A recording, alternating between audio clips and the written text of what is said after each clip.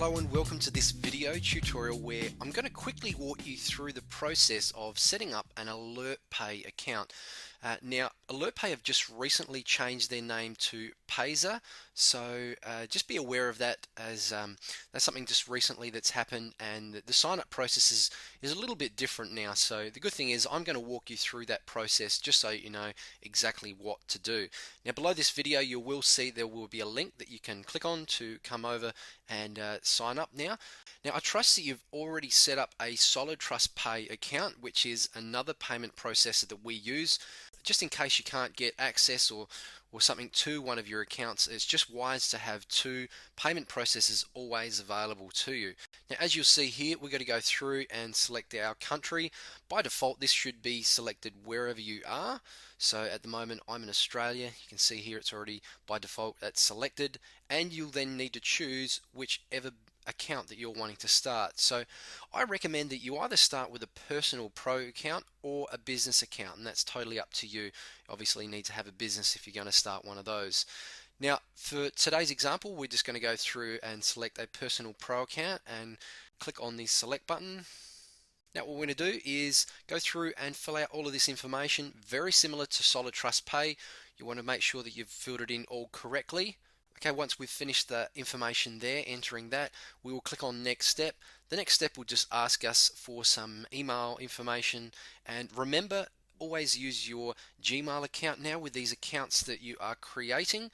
So you can fill out that information, and once you've done that, you'll get an email from Payza, either in your inbox or your spam. You just need to find that, and from recollection, I still believe they have a confirmation link that you need to click on within that email, and also you'll have to add a verification number which you'll need to put in that page once you arrive there. So that's still quite a simple process, very similar to Solid Trust Pay. Now what we're going to do, I'm going to log into one of my accounts so you can see exactly what it's like inside. Okay, now that you can see I'm logged into one of my Payza accounts, this is actually a business account and it's been verified.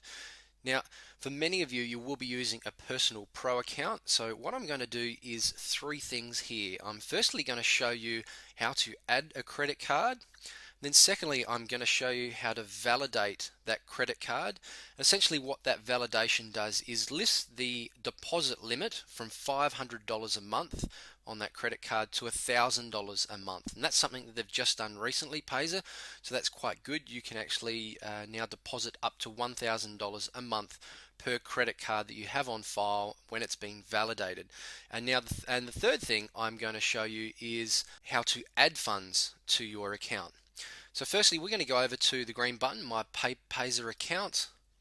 We're going to select my credit cards. Now, as you can see here, I have one card on file. Now that card has not been validated. Don't get that confused with verified. This business account has to be verified before it can actually even be used. However, each time that I add a credit card, it needs to be validated, that particular card. So firstly, we're going to go to credit card summary and add. So if I was adding a new credit card, I would enter these details. I would enter my first name, the card holder name, expiry date, the CVV, that's the 3 digits, the numbers that are on the back of the card. Then I would click next. Once I've clicked next, I will confirm that. And now the way that we then validate that card is we come back to manage credit cards. Once you've added a credit card, you'll see it such as this card here sitting in the file. Now to validate, what we're going to do is click validate card. I'm going to validate my credit card here by charge. We can do it one of two ways, by charge or by authorization. This way, by charge, is much easier. They'll perform a small charge on that particular credit card that I'm trying to validate, and then once that small charge has been validated, on my statement I will see a particular number which I need to come back and enter within my Payza account. They will then credit my account with that small amount, and we're only talking of something of $2 or less. So I'm going to go the easy option and validate my credit card by charge. Yes, this is the credit card on file with my billing address. A refunded charge of between $1 to $2 will be made to my credit card. So I'm going to select this box and check next. Now what you'll see on this page here is it's loading the particular bank wherever that card is from. And this card of mine's actually from an Australian bank called Commonwealth. So it's processing now, contacting the bank, and it's wanting me then to validate my information. It's already done that with my bank. You may have to enter some information there when you get to your bank. And as you'll see here, an amount between $1 to $2 was charged on the particular date that I've tried to validate. Now what I need to do is within the next 2 to 3 business days, I need to go check that account on my credit card and see the charge from Payza and enter the credit card charge amount. So for example today it may have been $1.24. If it was $1.24, I will enter this and then enter the code. Once I've entered that code, the credit card will be validated. Okay, so what I'm going to do is come back and now show you how to add funds. So what I'll do is I'll select add funds at the top here on the top right.